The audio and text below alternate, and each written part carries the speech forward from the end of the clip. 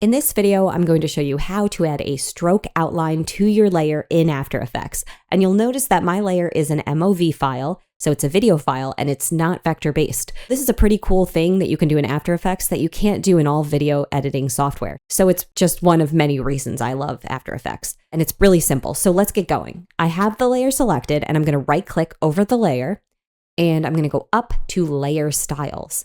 And then I'm going to go down to Stroke. And when I add that, it automatically adds the stroke and it comes in as a red, very thin line. So I can change all the properties about this. I can go down, and if you don't have your layer expanded already, go to that layer, click this little arrow button, and it will expand down. And you're going to go down to Layer Styles and expand that too.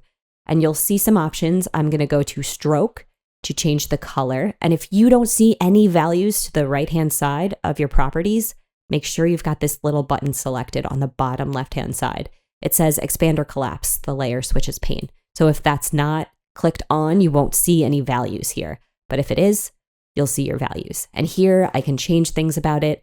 I want to change the size. So let's change that to 12.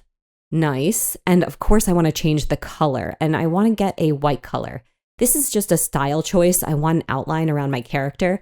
Your reasons for adding an outline may be different, but this is just what I think looks cool for this little art cutout vibe I'm going for. If it's hard for you to see the stroke, you can turn off the transparency by just clicking this toggle transparency grid button. And there you go. I can see it. Looks good. I can change things about it. I can take it down, make it a really thin line if I want, or I can turn it up, make it a really thick line. And it looks good. Yeah, that's great. So now I can turn transparency back on. And I can export it with an alpha channel to make sure it's got that transparency and it's good to go. So this is so cool. I hope this helped you guys. If it did, give me a like. Check out my playlist in After Effects where I have more tips and tricks like this. And thank you so much for watching. If you want to support me and see what I've been working on, check out my Explainer video channel.